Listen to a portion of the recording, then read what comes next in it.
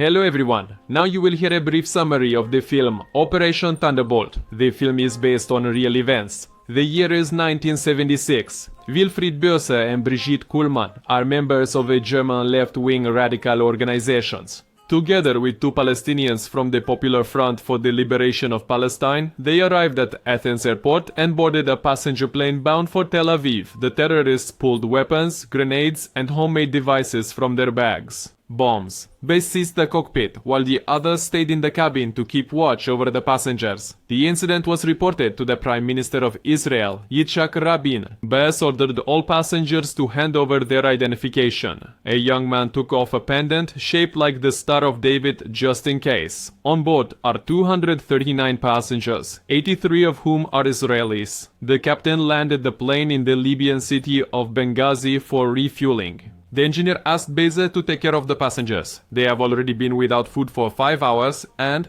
water. This operation was planned by Böze and Kuhlmann 6 months ago. The support for their movement is waning, and by hijacking the plane, they will be able to demand anything. The Palestinians will demand the release of their comrades, and they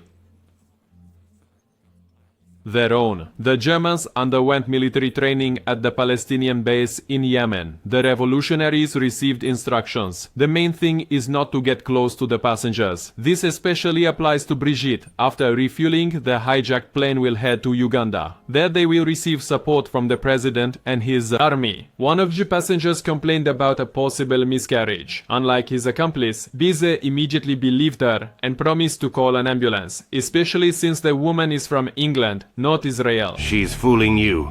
Better to show mercy, comrade. I'm losing the baby. As soon as the Englishwoman left the aircraft, it immediately took off. The girl indeed lied about her pregnancy and told the English ambassador what had happened. Initially, another revolutionary was supposed to participate in the operation, but the idea of cooperating with cannibal Idi Amin and the potential necessity of killing hostages did not suit him. The Germans are killing Jews. Have you thought about that? The plane landed at the airport in the city of Entebbe. Böze decided to explain to the passengers why they had become their hostages. We call on revolutionary movements worldwide to unite against Israel.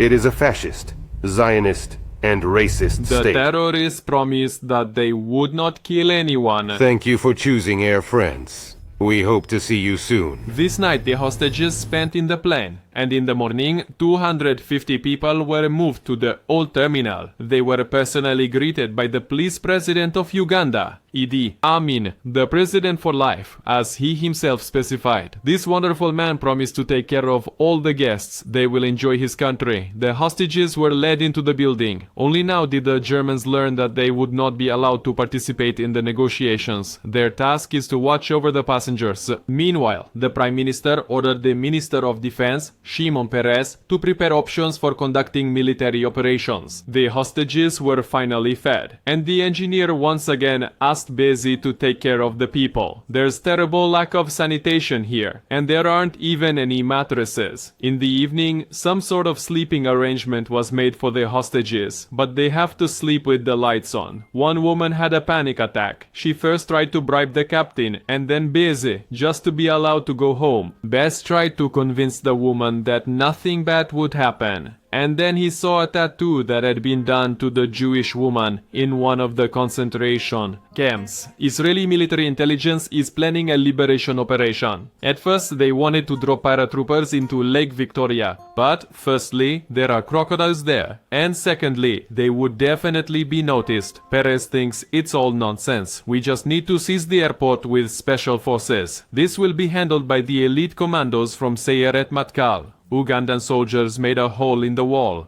and the Palestinians began separating the Jews from the other hostages. They are to be held in a neighboring room with far worse conditions. The terrorists are even ready to separate families. This outraged Böze because he is not a Nazi, but his partner fired several shots and threatened to kill anyone who makes a move. She is far more radical than her comrade. A young guy had a French passport and an Israeli ID. He was taken for a spy and pushed out of the building. But he's French. Is he your friend? Yes. So you'll go with him. The Prime Minister believes that a military operation is impossible. They cannot invade a sovereign. To a free country, a member of the United Nations. We need to act.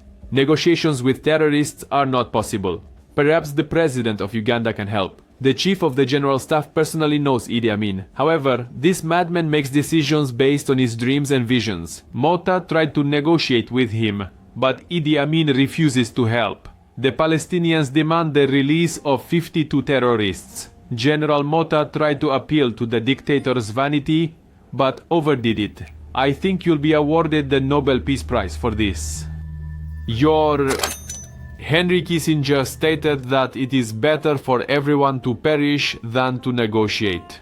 So the Americans are not helpers to them. Rabin still hopes to save the hostages through negotiations. They have no intelligence data. Rash actions could lead to the death of hundreds of people. The spirits warned my mother that I shouldn't offend the Israelis. We'll listen to my mother. Your mother? Release part of the hostages. Böze doesn't want everyone to think he's just another Nazi, because he hates Israel, not Jews. Perez was shown the Mercedes that Idi Amin uses. They can get the same limousine and drive up to the terminal, posing as the presidential motorcade. The operation will require 100 commandos and heavy weapons. 4 cargo planes will deliver them to the airport. Idi Amin personally escorted the released hostages. It is important that everyone knows what a good peacemaker he is. A nun asked to release one of the Israeli hostages instead of her. Amin laughed and ordered the woman to be forcibly pushed into the bus. After that, the dictator looked in on the captives. Amin accused the Israeli government of not negotiating. But these guys with the machine guns, they're normal guys. They've just been pushed too far. They will start killing 2 children every day. And they will start with these 2. The special forces are led by Yonatan Netanyahu, the brother of Benjamin Netanyahu himself. On the 5th day, the hostages were left without water. An engineer will try to solve this problem. Böze justifies his actions by defending the oppressed Palestinian people, and do not ascribe to him the sins of his compatriots, the Nazis. The engineer worked with a wrench, and soon clean water was flowing again. 1 plumber is worth 10 revolutionaries. Palestinians will unhesitatingly shoot all the hostages. Fay said that the Israeli army killed all his relatives. The relatives of the hostages are demanding that the prime minister start negotiations. They even managed to break through to the government complex. Rabin was cornered and agreed to negotiate with the hijackers. The terrorists even agreed to extend the deadline by 4 days on this occasion. The revolutionaries consider it their victory. But where will they go once it's all over? Well, maybe to Baghdad? You have no idea what it means to be a woman there. Arabs live under socialism. Palestinian faith thinks this could be a trap. The Israelis are just stalling. And he also doesn't understand what this spotless European is doing here. I wish I could live like you. One would not have to take up arms. You are here because you hate your country. And I am here because I love mine. If the negotiations are a ploy, we will immediately start killing.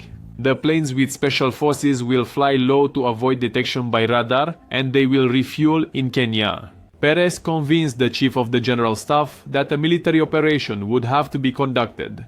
Böze informed the hostages that all the French would be released. This is an act of goodwill in response to Israel entering negotiations. However, the captain insisted that the entire crew remain with the hostages.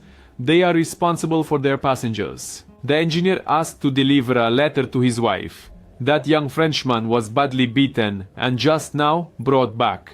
All the Jews were allowed to return to the common area. The commandos managed to obtain a Mercedes, but it will need to be repainted. The car will reach the old terminal building escorted by 2 jeeps. Their main advantage is surprise. Just a few minutes are enough to kill all the hostages. That's why it's important to all. Rehearse. The best snipers of the unit will be sitting in the Mercedes. They will take out the sentries. Then comes the storming of the terminal. There will likely be casualties, but that should not stop them. A formal vote of the Cabinet of Ministers for the operation has passed, although the planes were already in the sky by that time. Operation Thunderbolt has begun. Special forces will land at Entebbe airport around midnight. Brigitte walked to the new terminal and along the Shokia. Yeah, she called her lover, that revolutionary who stayed home. The terrorist has already resigned herself. She's ready to kill all the hostages and die herself. She's strong, unlike Böze. Maybe I shouldn't have gone. Miss, these phones don't work. Only those do. Goodbye, Juan Pablo. Böze also believes that hijacking the plane was a mistake. Rabin preemptively wrote a resignation letter in case the mission failed. 4 planes landed at the new terminal. By that moment, most of the hostages were already asleep. A black Mercedes drove out from the first plane. Behind it, 2 jeeps. Snipers opened fire with suppressed pistols. One of the guards survived, so they had to finish him off with an automatic weapon. The criminals heard the shots. The element of surprise was lost, but the assault team moved forward. Böze promised his accomplice that he would kill the hostages, and had already aimed the gun at them. But came to his senses and ordered everyone to lie on the floor. The commandos fired at the tower with Ugandan machine gunners. The group commander ran first and was shot by the Africans. A young soldier ran up to the terminal building and shot the Pakistani. The hapless revolutionaries aimed their Kalashnikovs at him, but were killed by the next commando. Faye pretended to be a hostage and ran towards the commandos with a grenade, but he was immediately taken down. During the assault, 3 hostages were killed. Another woman, who was in the hospital during the operation, was later killed by order of ID, Amina. Also, 245 Kenyans were killed throughout Uganda, because Kenya was the only African country that allowed the IDF to cross its airspace. The Israeli Special Forces eliminated 45 Ugandan soldiers, 5 Palestinians, and 2 Colonel Yonatan Netanyahu was the only Israeli soldier killed during the operation. Prime Minister Yitzhak Rabin was assassinated in 1995 by a Jewish extremist after signing a peace agreement between Israel and Palestine. Washachachiya Tarasatu Zishateshia